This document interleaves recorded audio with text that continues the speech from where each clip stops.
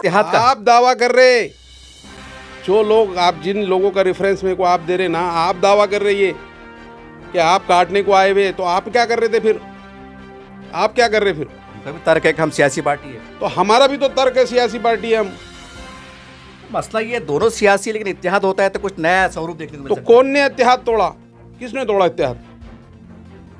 ये बात जवाब आज तक मिली सकरी जावेद नहीं मिला, किसान रहा हूँ, सबूत दिया आपको इससे पहले मैंने।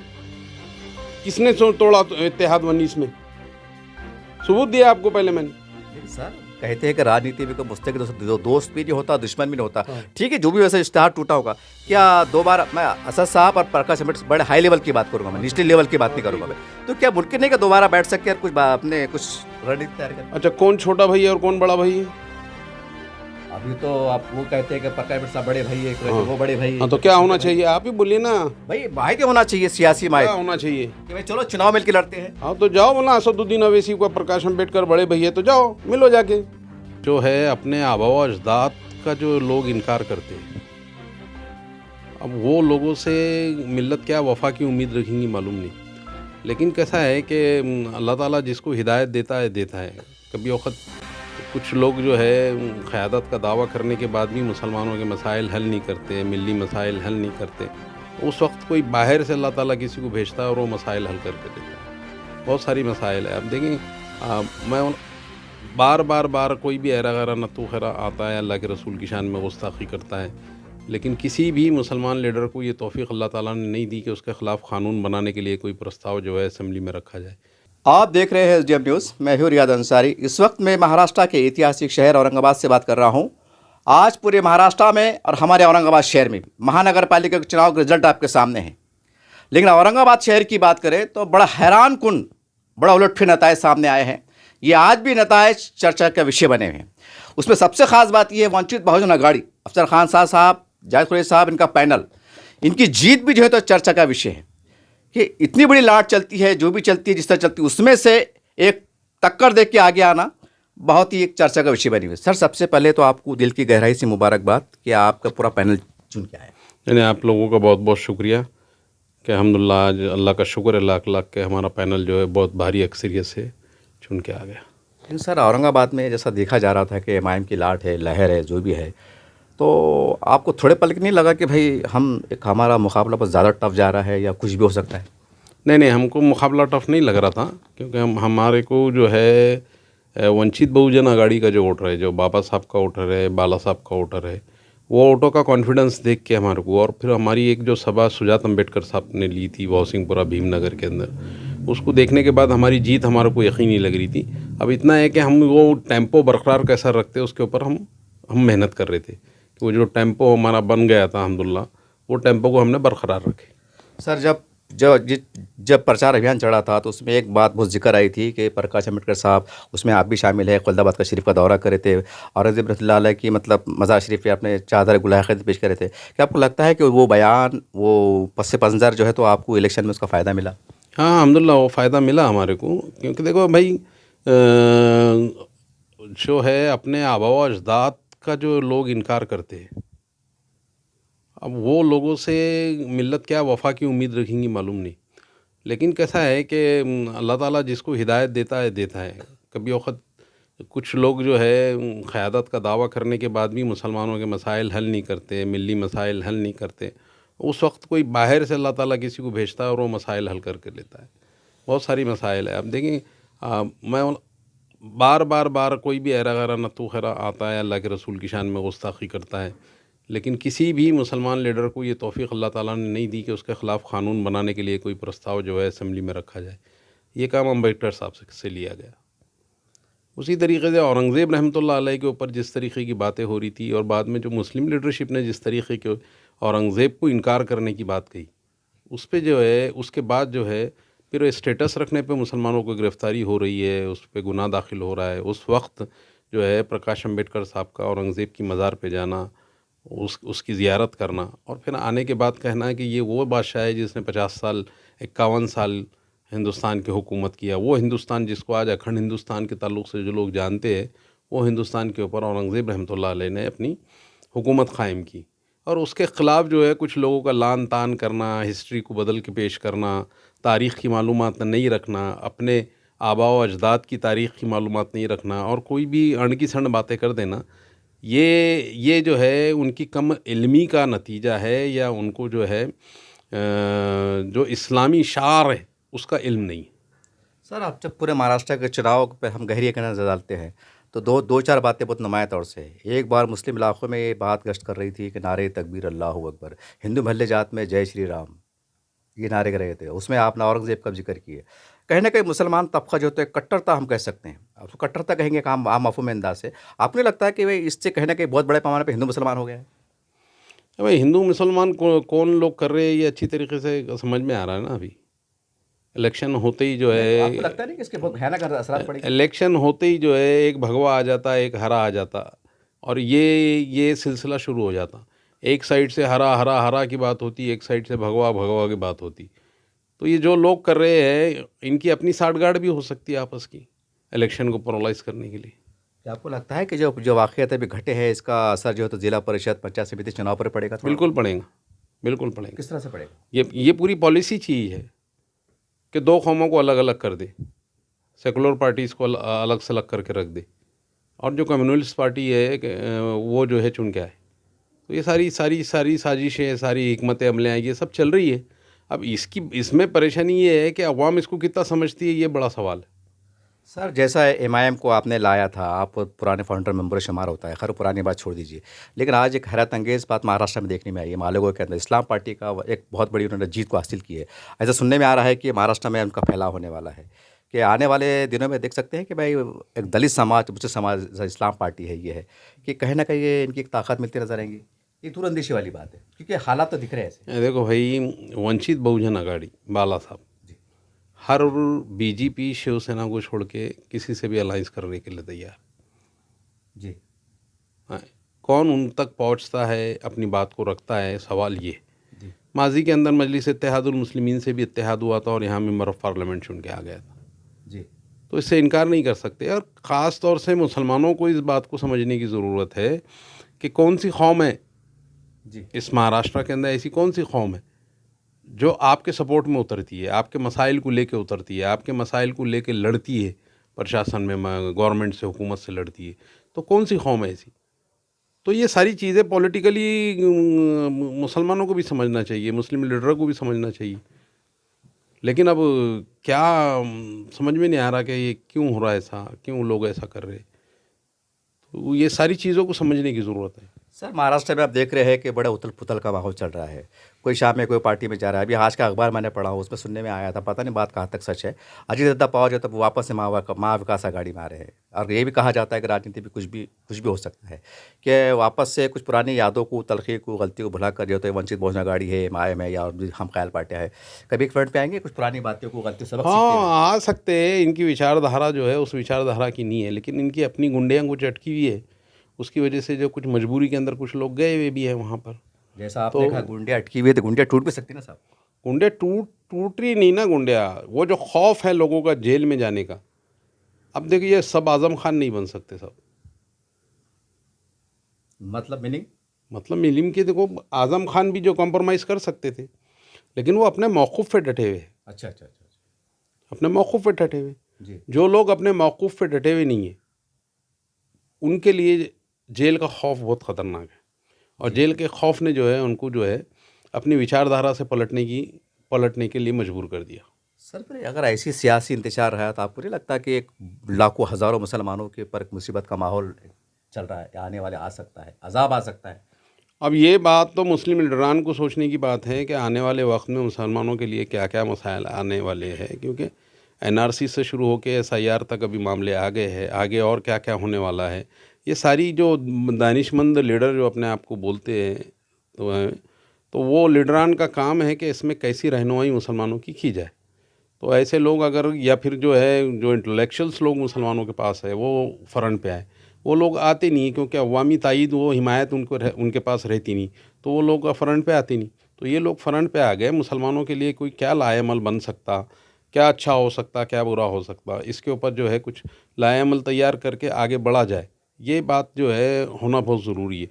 जब तक जो है जो पढ़ा लिखा तबका है वो आगे आएगा नहीं, वो जो है एक्टिव होगा नहीं, तो कैसे मसाइल हल होंगे। हम कुछ लोग तो बस तेरा मेरा रिश्ता क्या ना के चक्कर में ही जो है वो अपना पूरा आपा खो दे रहे हैं और जो है लॉ में बह जा रहे हैं। तो ये सारे मसाइल को बहुत बारीक मबनी से देखना चाहिए कि हाँ, अगर मेजॉरिटी वोट तुम्हारे पास है तो तुम समझ में आती बात। जहाँ तुम्हारे पास वोट भी नहीं है वहाँ पे भी तुम इलेक्शन लड़ने को जा रहे हैं, तुम्हारी ज़मानतें वहाँ ज़ब्त हो जा रही है। तो इस पे गौर करने की बात है कि कहाँ हमको फ़ायदा, वहाँ हम फ़ायदा उठाएं। जहाँ सेकुलर पार्टीज़ को फ़ायदा होता है वहाँ सेकुलर पार्टी को फ़ायदा दे। ये सारी चीज़ें अगर सोच समझ के की जाए तो मैं समझता हूँ कि हम जो है शिवसेना बीजेपी को इक़्तिदार से दूर कर सकते हैं। सर एक सवाल ये, अगर हम पूरा एनालिसिस करें पूरे महाराष्ट्र के, हालांकि प्रकाश अम्बेडकर साहब ने जब मुसलमानों को मारा जा रहा था, जैसा भी आपने कहा, सारी बात थी, तो आखिर क्या वजह है कि 100% मुसलमानों का रुझान वंचित बहुजन अघाड़ी यानी कि प्रकाश अम्बेडकर साहब तरफ मायल नहीं हो सका? ये तो बहुत हैरान कुन बात है, इसके ऊपर क्या कहेंगे? हाँ, नहीं नहीं, ये तो वाकई में बहुत अफसोस की बात है कि मुसलमानों को वंचित बहुजन अघाड़ी की तरफ भी अपना रुख बदलना पड़ता। अब कांग्रेस से अगर मुंह फेर लिए तो फिर और तुम्हारे पास हमदर्द पार्टियाँ कौन सी है जी। हैं जो मुसलमानों के लिए कुछ सोचे। मैं ये दावा नहीं करता कि कांग्रेस बहुत दूध की धुली है, उनने मुसलमानों का अच्छा करी और भला करी, ये दावा नहीं कर सकता। लेकिन उसके बाद कौन सी पार्टियाँ जो मुसलमानों के मसाइल में पेश है आ रही है, मुस्लिम लीडरशिप को बढ़ावा देने की कोशिश कर रही है, अपनी पार्टी से मुसलमानों को टिकटा दे रही है, लड़ रही है, उनकी कम्युनिटी का वोट उनको ऊपर ट्रांसफ़र कर रही है, ये कौन लोग है? ये वंचित बहुजन अघाड़ी है, ये बाला साहब है। जी। इनको सपोर्ट करना चाहिए, इनको सपोर्ट करना चाहिए। ये बेबाकी से तुम्हारे मसाइल को उठा रहे भी है, बोल रहे भी है, लड़ रहे भी है, सब कर रहे। लेकिन सर प्रकाश भट्ट साहब से उसके ऊपर आरोप लगते हैं, मैंने मतलब पिछले में देखा है कि ये मुसलमानों के उम्मीदवारों को वोट देते हैं और वहाँ देते हैं कि जहाँ मुसलमान उम्मीदवार खड़ा हुआ है, यानी कि इनकी पॉलिसी ये खुद है कि मुसलमान का वोट का बंटवारा, इस तरह के आरोप प्रकाश अम्बेडकर साहब पे लगाए जाते हैं। कहाँ कौन सा एक मिसाल दीजिए कोई। औरंगाबाद की मिसाल ले लो, क्या दी है औरंगाबाद की मिसाल? विधानसभा में इसमें जो खड़े हुए। अच्छा, पार्लियामेंट में दिए थे तो वोट, वो नहीं बोलेंगे हाँ, ये बात भी सही। तो फिर। और जब कोई भी सियासी पार्टी रहती है, ये तुम्हारे को असदुद्दीन अवैसी साहब के अल्फाज बोलता हूँ, जी जी हम एक सियासी पार्टी है जी और हम सियासी पार्टी है तो हम इलेक्शन लड़ेंगे। जी। तो इसमें फिर ये कहाँ से आ जा रहा है कि ये मुसलमान को कटाने के लिए आ रहे, घटाने के लिए आ रहे? तो तुम दिल्ली में क्या करने गए थे, तुम बिहार में क्या करने गए थे, तुम अब यूपी में क्या करने जाएंगे, जी, क्या करने जाएंगे? पहले चुनाव लड़ेगी ना, तो चुनाव लड़ लेंगे, सियासी पार्टी है बोल के सियासी ना। पार्टी बोल, सही तो बात। सवाल ही नहीं आता कुछ, हम भी सियासी पार्टी है तो हम भी चुनाव लड़ेंगे। तो इसमें काटने और फाटने का क्या आता? ये मसला इत्तेहाद का है। आप दावा कर रहे, जो लोग, आप जिन लोगों का रेफरेंस मेरे को आप दे रहे ना, आप दावा कर रहे ये कि आप काटने को आए हुए, तो आप क्या कर रहे थे फिर? आप क्या कर रहे फिर? उनका भी तर्क है कि हम सियासी पार्टी है। तो हमारा भी तो तर्क है, सियासी पार्टी है हम। मसला ये दोनों सियासी, लेकिन इत्तेहाद होता है तो कुछ नया स्वरूप देखने को मिल तो सकता है। कौन ने इत्तेहाद तोड़ा? किसने तोड़ा इत्तेहाद? ये बात जवाब आज तक मिली सकरी जावेद नहीं मिला। किसान रहा हूं, सबूत दिया आपको इससे पहले मैंने, किसने तोड़ा इत्तेहाद 19 में? सबूत दिया आपको पहले मैंने। लेकिन सर कहते हैं कि राजनीति में कोई मुस्तकिल दोस्त भी नहीं होता, दुश्मन भी नहीं होता। ठीक है, जो भी वैसे इश्तेहार टूटा होगा, क्या दोबारा मैं असद साहब और प्रकाश अम्बेडकर बड़े हाई लेवल की बात करूंगा, मैं निचले लेवल की बात नहीं करूंगा मैं, तो क्या मुमकिन नहीं कि दोबारा बैठ सके और कुछ अपने कुछ रणनीति तैयार करें? अच्छा, कौन छोटा भाई है और कौन बड़ा भाई है?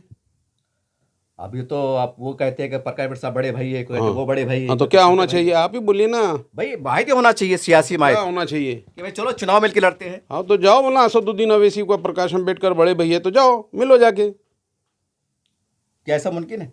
मुमकिन है बोले तो आपको मिलने के बाद ही मालूम पड़ेगा मुमकिन होगा कि नहीं मुमकिन होगा। आप अपने तौर पे ख्यास करेंगे, उससे थोड़ी हासिल होगा कुछ। मैं भी ख्याल नहीं कर साहब, मैं जो तो अखबारात में सोशल मीडिया पे जो बात गर्दिश करती है उसी पस मंजर से पूछ रहा हूँ, मेरा क्या ख्याल है? हाँ, तो फिर आप ये जो सवाल आपने करे वो ख्यास की बुनियाद ही है ना, जी उसी वजह से बोल रहा हूँ मैं। अब सर, अब औरंगाबाद के अंदर एक तरफ 33 एमआईएम के नगर सेवक है, एक तरफ आपका पैनल है और आपकी सियासी रंजिशी भी है। हाउस में आप जाएंगे, अब मुसलमानों के खासकर मसाला आएंगे, तो वही एक दूसरे का साथ देते हुए नज़र काम करेंगे क्या? मतलब वही सियासी रंजिश बरकरार किससे सियासी रंजिश है हमारी? एमआईएम पार्टी से? कहाँ रंजिश है हमारी सियासी? हम एक पार्टी है भाई, वो एक पार्टी है। सियासी रंजिश का है, जितने एमआईएम के लोग हैं हमारे दोस्त हैं, तो एक दो लोगों को छोड़ के। तो भाई वही पूछा चाह रहा कि जब हाउस पे बैठेंगे तो सलाम आदाब हाथ मिलेंगे, मुस्कुरा के मिलेंगे। हाँ मिलेंगे, अभी भी मिलते हैं, हम एक दूसरे को गले लगाते हैं, तो उसको मुबारकबाद देते हैं, वो हमको मुबारकबाद देते हैं। क्या है उसके आज अंदर? भी मुलाकात है मतलब? मुलाकात है लोगों से अभी भी।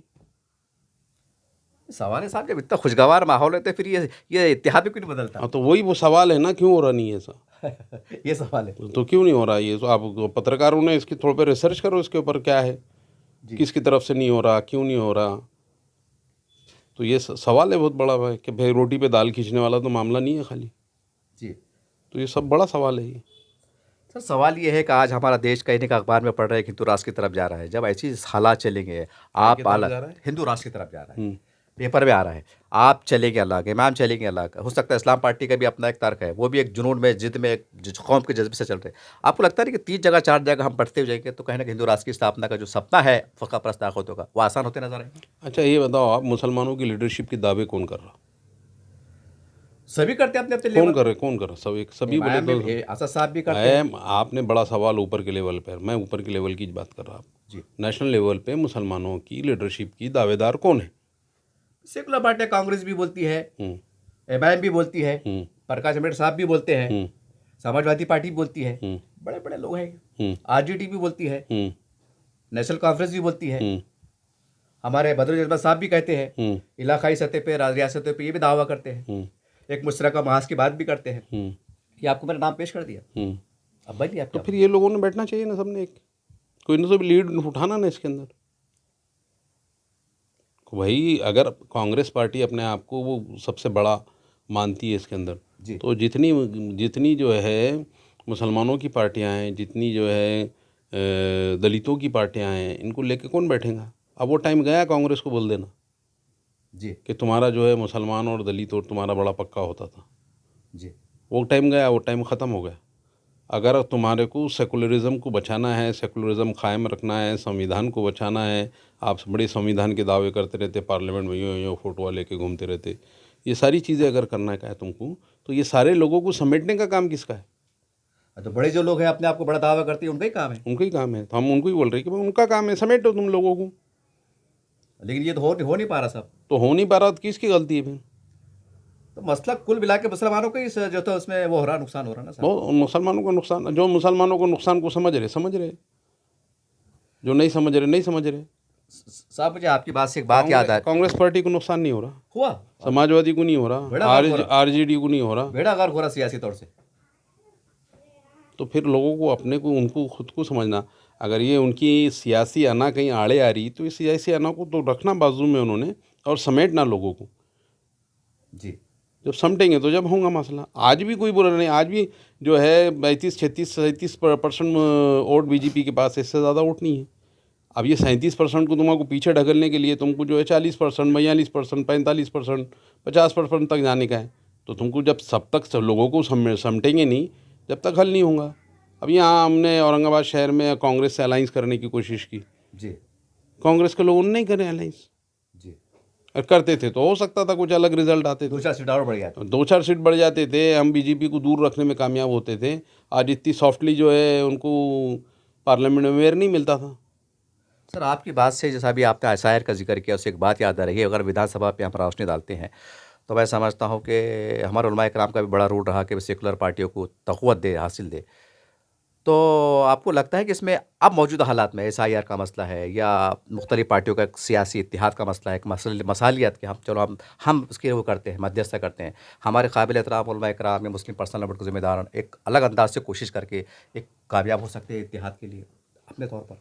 हो सकता है ऐसा? कोशिशें हो रही क्या अंसारी साहब? मैं असल में मैं आपको ये ये पूछना चाह रहा था, कोशिशें नहीं हो रही ना। हुई तो हो सकता है। देखो नहीं, कोशिश नहीं हो रही। अब आज की कल की मिसाल मैं आपको बहुत बड़ी मिसाल देता, अकोला की मिसाल थी। जी। अकोला में सेकुलर पार्टीज़ जो है अपना अपना मेयर बना रहे थे, इसकी जिम्मेदारी जो है बाड़ा साहब प्रकाश अम्बेडकर साहब ने ली थी। जी। हाँ जी। एंड टाइम पे एक सेकुलर पार्टी शरद पवार के एनसीपी जो है बीजेपी के साथ चलेगी। और ये तो अखबारत में भी है। अब इसका क्या बोलेंगे तुम, बोलो? अब इसको क्या करेंगे? तो फिर अब ये जो बड़े बड़े सेकुलर अपने आप को बताने वाले लोग हैं, जब ये छोटी जगह जो है अपने आप को कॉम्प्रोमाइज़ नहीं कर रहे, तो फिर कैसा होगा? फिर कैसा होगा? इसका मतलब साहब सेकुलरिज्म सब नाम का रहेगा, वैसी जो हुआ हाल। तो फिर मुसलमान अजीत पवार का जाना, शरद पवार साहब का जाना, ये क्या संकेत दे रहा है आपको मालूम नहीं? तो साहब जब सेकुलरिज्म जब खात्मे की तरफ रवा दवा है तो बचता फिर हिंदुत्व ही बचता फिर। हाँ, हिंदू तो ही बच रहा और वो डगर पे तो वो लोग जा रही है ना उधर। अभी इसको रोकने के लिए कौन सी पार्टियां जो है कोशा हैं, उस पर गौर करो। सर इससे हटके एक सवाल, बड़ा अजीब गरीब सवाल करना चाहूँगा मैं कि क्या ऐसा मुमकिन है, जैसा आप है या सेकुलर पार्टियां है और ये हिंदुत्व की जो जैसे बजरंग दल है, विश्व हिंदू परिषद, RSS है, कि इनके जिम्मेदारों से हमें खैर जगाली मुलाकात करके उस जहर को कम कर सकते हैं? मुमकिन है ऐसा? ये तो ऊपर की लीडरशिप के पास है सोचना। बड़ा हमारे उलमा कराम, कुछ दानिशमंद लोग, ये उनके कहने की बात है। मैं छोटा सा आदमी, इस पे क्या आपको जवाब दे नहीं, फिर भी पाऊँगा। ख्यालात पहुँचते हैं साहब। ये ख्यालात तो पहुँचते हैं, लेकिन इसमें जो है ये ऊपर के लोग ही इसके ऊपर अगर कुछ बात करें तो ज़्यादा बेहतर है। सवाल बड़ा है तो बड़े लोगों से ही किया जाए। सर औरंगाबाद में अब ये इसमें ज़मीन पे ज़मीन, ये तो खैर थोड़ा सियासी मौजू को मैंने आपको आहिस्ता आहिस्ता छूते हुए लेके गया। अगर औरंगाबाद की बात करें तो औरंगाबाद में 4 कब्रस्तान की ज़रूरत है। एक नारे गाँव में है, एक पड़े गाँव में है, एक मिटमिटे में है, एक हरसुल तरफ है, 4 है और 4 ईदगाह की ज़रूरत है। 3 साल से 50,000 से ज़्यादा लोग कब्रस्तान में नमाज़ पढ़ने में मजबूर है। उसका सबूत शवाहिद मेरे चैनल पे आज भी रिकॉर्ड में मौजूद है कि वंचित बहुजन अघाड़ी के वे 4 कब्रस्तान, मैं कंपनी की बात नहीं कर रहा, रोज़गार की बात नहीं कर रहा साहब, वो आखिरी ठिकाना जहाँ आपको और मेरे को जाना है। और 10 साल से तमाशा चल रहा है, लोग जनाजे मोर्चे में निकाल रहे हैं। एक बहाना था कि भाई प्रशासक लगा हुआ है और आप नुमाइंदे हैं, आप कौम की बात करते हैं, जज्बात की बात करते हैं, आपकी आंखों में आंसू भी आ जाते हैं, आप बहुत कुछ कर डालते हैं गुस्से में आके। एक 4 कब्रस्तान दिलाएंगे आप? और एक सवाल ही नहीं आता इंशाल्लाह। देखो, नारेगांव के कब्रस्तान का मसला तो हमारे सामने आया है अभी, आपने जो जिक्र करा था। नारेगांव के कब्रस्तान के लिए हम कोशा रहेंगे इंशाल्लाह जी। हमने वो वहाँ की कमेटी जो है नारेगांव की, उनसे बात भी की थी, उसके ताल्लुक़ से मीटिंग भी हमारी हुई थी। वो है एक जो है एक कब्रस्तान जो है मेरे ख्याल से पावर लूम के पास का एक मसला है जी बराबर। वो भी सल है, तो वो उसके ऊपर भी है, उसके ऊपर भी पेशकदमी ली जाएंगी इंशाल्लाह। जी। वो भी किया जाएगा। और कहाँ कब्रस्तान की ज़रूरत महसूस कर रहे हैं आप? और जटवाड़ा, वहाँ के लोग भी 8 साल से कोशिश कर रहे हैं, उनकी 3 न्यूज़ मेरे चैनल पे मौजूद है।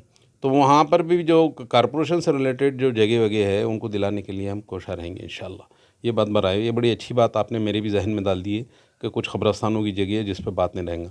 तो आपका मैं शुक्रिया अदा करता हूँ कि ये बात मेरे को फिर याद दहानी के तौर पे मेरे सामने आ गई।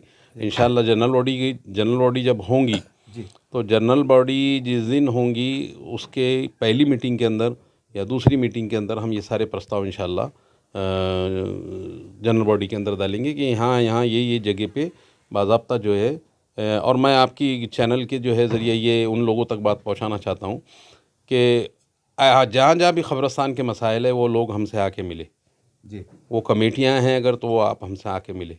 कारपोरेशन में इसके अंदर जितना हो सके उतना सारी कोशिश की जाएगी।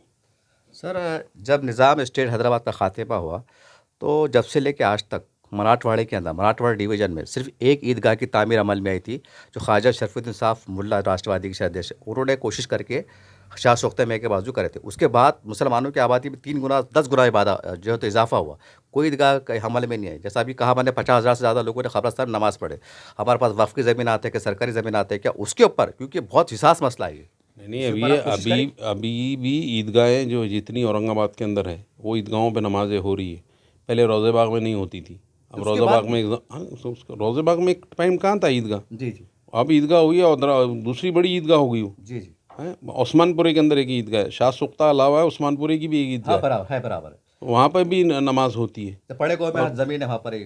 पड़ेगाँव का तो नहीं पता मुझे, लेकिन पड़ेगाँव का वहाँ खुद बड़ी ईदगाह है अपनी। और ये ईदगाह को अभी काफ़ी वसी कर दिया गया है, जो अपनी पुरानी ईदगाह है जो यहाँ पे पंचक्की के पास की जो ईदगाह है अपनी, तो उसको तो अभी वसी कर दिया जाए और मज़ीद उसके अंदर क्या इजाफा हो सकता और कितना अच्छा हो सकता उसके अंदर अभी और देखेंगे। अभी तो कमान वमान भी बन गई वहाँ पे, अच्छा हुआ। और कितना वो पीछे आ सकते, ज़्यादा से ज़्यादा लोग वहाँ पे समा सकते, कितनी आसानी से लोग वहाँ पे जाने के बड़े मसाइल है, पार्किंग के बड़े मसाइल है, उसको कैसा दूर कर सकते, ये इंशाल्लाह हम अपनी नज़र में रखेंगे और ये मसाइल को हल करने की कोशिश करेंगे। सर वंचित बहुजन अघाड़ी ने, मैंने देखा आपके 2-4 प्रोग्राम मैंने कवर किया था वक्फ बोर्ड की ज़मीनात के तहफ़्फ़ुज़ के लिए और बच्ची कुछ ज़मीनात के ऊपर गरीब मुसलमानों के लिए बसाने के लिए आपने आवाज़ें बुलंद की थी, कई निवेदन दिए गए थे। ठीक है, आप आमदार ना सही, खासदार ना सही, लेकिन कारपोरेशन में है, एक कहने के बड़े लोगों का असर उससे बढ़ जाता है। क्या गरीब मुसलमानों के लिए बसाने की कुछ बात की कोशिश, एक नया और सिरे के साथ वक्फ बोर्ड की ज़मीनात को लेकर? वक्फ बोर्ड की ज़मीनात के अभी तो बहुत मसाइल चल रहे हैं। अभी 3-4 साल से तो वक्फ बोर्ड के ऊपर जो आफत आई थी नई वो अभी कुछ हद तक दूर हो गई। अब वक्फ बोर्ड के अंदर जो है ना साहब, आप मेरे बहुत गरीब आदमी से बात करते हैं। जो तो आप लोग दिल के अमीर सुनिए साहब। सुनिए सुनिए सुनिए, वक्फ बोर्ड में आपने उनसे सवालात करना था जो वक्फ बोर्ड के मेंबर बने थे, वक्फ बोर्ड के ऊपर जो है मीटिंग के अंदर मौजूद थे, आप भी सारे ताकत है ना साहब, मसाइल आप थे। प्रकाश मिश्र साहब बहुत तो बड़ी ये ताकत है। नहीं नहीं, हम अगर वहाँ बैठे ना अगर अच्छा, उस जगह, तो कुछ फैसले करके उठेंगे। यानी कि मैं अगर हम बोल रहे भाई ये जगह हमारी है, ये जगह वक्फ बोर्ड की है, उनने बैठा हुआ है, जी, लेकिन कोई उठाने को तैयार नहीं। तो वक्फ बोर्ड के अंदर जो है इस वक्त इतना करप्शन है, और जो लीडरान वक्फ बोर्ड की बात करते हैं वो लीडरान ही खुद वक्फ बोर्ड की जगहों पर बैठे। यानी कि अगर कल को अगर जाहिद खुरेशी साहब को अगर वक्फ बोर्ड के मेंबर बना दिया जाए तो कोई मुसलमानों को भला हो सकता। 100% मुसलमानों की नई बस्तियां बसाने के लिए वक्फ बोर्ड की जगह इस्तेमाल की जाएंगी। मुसलमानों के तालीमी मयार को बढ़ाने के लिए school, colleges, DEd college, BEd college, अमके डमके, उसके लिए ये जगह इस्तेमाल की जाएंगी। तो जिस पर्पस के लिए लोगों ने अपनी ज़मीनें वक्फ की थी जी, कि वो मुसलमानों का जो है, मुसलमानों की तरक्की चाहते थे, गरीब मुसलमानों की ख़ास, वो सारे मसाइल के लिए जो है ये जगह जो है मुहैया की जाएंगी। उनके रोज़गार को बढ़ाने के लिए, उनके तालीमी मयार को बढ़ाने के लिए, और अच्छी बस्तियां बसा के वहाँ लोग रहे, गरीब लोग, उसके लिए। तो ये सारी चीज़ों के लिए वक्फ की ज़मीनें जो है लोगों ने वक्फ की थी कि मुसलमान इसमें तरक्की करे। लेकिन यहाँ तो मुसलमान तरक्की नहीं कर रहा, मुसलमान लीडर ही तरक्की कर रहा है इसके अंदर। जी, तो हमारी कोशिश ये रहेंगी, अगर खुदा ना खास्ता ऐसा हो जाता, अब तो पॉसिबल नहीं है, हम तो बहुत छोटी पार्टी है, तो हम तो अभी वहाँ सत्ता की कुर्सियों तक जाने का सवाल नहीं, लेकिन हम, हमारे पास जितनी भी ताकत है जी। हम इस पर सर्व करेंगे इंशाल्लाह। सर अब चुनाव हो गए हैं, वंचित बहुजन अघाड़ी की आपका पूरा पैनल औरंगाबाद शहर में विकास के लिए, डेवलपमेंट के लिए, खुसूसन मुसलमानों की जो सलाम बस्तियां हैं उसके उसके लिए आपकी भूमिका क्या है? आपका कुछ ऐसा अज़ायम को ज़ाहिर कीजिए आप, कि आप ऐसा बड़े नहीं नहीं, बड़े काम। कारपोरेशन के इलेक्शंस हो गए। कारपोरेशन इलेक्शन के अंदर सबसे बड़ा मुद्दा जो हमने हमारी कैंपेनिंग में शुरू किया था वो है पानी का। जी, और पानी पानी नहीं पिलाने के अंदर, औरंगाबाद की अवाम को पानी को तरसाने में जो लोगों का सबसे अहम रोल था वो शिवसेना, बीजेपी। जी, अब बदकिस्मती ये है कि वो अवाम ने फिर से उनको सत्ता में लेके आई, जी, जिसने औरंगाबाद की अवाम को 15 साल 17 साल से पानी को तरसाया जी, है। जी, मैं जब स्टैंडिंग में था तो ये सामंतरण का प्रस्ताव आया था 2 लाख 3 करोड़ 372 करोड़ रुपए का। जी, बाद में वो 700 हुआ, फिर 1200 हुआ, फिर कितना 2400 हुआ, और फिर उसके बाद आज 3900 करोड़ रुपए हो गए। तो ये सारा पैसा जो है, और उसके बाद भी आज भी अवाम को पानी को परेशान है लोग। हमारी फर्स्ट प्रायोरिटी ये है कि इस औरंगाबाद शहर की अवाम को हम पानी कैसा 1 दिन आड़ 2 दिन आड़ दे सकते, जी, ये कहें। अभी ये जितनी तैयारी हुई, जो सोर्सेज से हमारे तक बातें आ रही कि इसमें जो है 80-90% काम हो गया है, शायद कुछ 1-2 महीने के अंदर उसकी टेस्टिंग होंगी, और जो है हमने लोगों से वादा किया कि हम 6 महीने के अंदर तो आपको 1 दिन आड़ 2 दिन आड़ 4 दिन आड़ पानी मुहैया कराएंगे। तो ये इसके ऊपर हम ठाम हैं, और हमारे जितनी हमारे पैनल्स के पैनलिस्ट है, अमित बुइगड़ साहब है, करुणा मेघानंद है, और अफसर खान साहब है, हम इसमें कोशिश है कि औरंगाबाद की अवाम को जो है जल्द से जल्द जी, 1 दिन आड़ 2 दिन आड़ 3 दिन आड़ पानी जो है किसी तरीके से मुहैया कराया जाए। इसके लिए हम बंधन है। हमारा कैंपेनिंग के अंदर सबसे बड़ा मुद्दा जो होता है यही था कि हम किस तरीके से यहाँ पर ये गले। दूसरा जो मुद्दा ख़ास तौर से ये चल रहा था कि किस तरीके से जो है ये बर्थ सर्टिफिकेट और डेथ सर्टिफिकेट को रोका जा रहा था। तो कारपोरेशन के अंदर इसके अंदर क्या हो सकता, जो नए कानून बने उसके तहत वो काम कर रहे थे, ये कर रहे थे, वो कर रहे थे। अब एक नए प्रस्ताव की शक्ल के अंदर हम एक नया system birth certificate, death certificate का लेंगे। अब वो तो टैक्स की बहुत ही भर बोला। अब जो बंदा किराए से रह रहा उसका घर नहीं है, जी, ये किराए से रह रहा मालिक को बोलेंगे कि टैक्स भरो, उन्होंने बोलेंगे तू भर दे। बराबर, तो ये कुछ ऐसी जो है ना टेक्निकली चीज़ें हैं जिसको ज़बरदस्ती प्रशासन ने अवाम के ऊपर ठोसा है, क्योंकि उस टाइम कोई बोलने वाला ही नहीं था अवाम के बीच में, जी, अवाम के फेवर में। अब जो है जितने अधिकारी है वहाँ पे, वो अगर महीने को हमारे सामने आएंगे, 8 दिन को हमारे सामने आएंगे, हम सवाल जवाब करेंगे उनसे, और उसको उनको बताएंगे कि भाई किस वजह से तुम अवाम को परेशान कर रहे जी, हैं। तो औरंगाबाद की अवाम को जो भी प्रॉब्लम्स अभी इस वक्त कारपोरेशन से हो रहे, तो वो सारे प्रॉब्लम्स को दूर करने के लिए हम लोग इसलिए हम जो हमारा पूरा पैनलिस्ट हम कोशा रहेंगे इसमें। सर ये 2 महीने के बाद एसआईआर शुरू होने वाला है। आपसे बात की याद आ गया, मुझे बात पे एक सवाल याद आ गया कि 2002 की यादी पे, कोई कह रहा है 2003 की यादी पे, जिसका नाम रहेगा मेरा मौजूदा यादी है, अब प्रभाग के जिम्मेदारों में है। क्या ऐसा कोई लहामा तैयार करेंगे कि आइए हमारे ऑफिस के पास 2003 की 2 की यादी पे आपका नाम तलाशिए, हमारी यादियाँ हमारे बंदे लेके बैठे हुए, आपकी रहनुमाई करने वाले, ये प्रोसेस शुरू होने वाला है? ये प्रोसेस शुरू होगा, अगर ये महाराष्ट्र का प्रोसेस शुरू होगा तो हमारा ऑफिस 24 घंटे खुला रहेगा।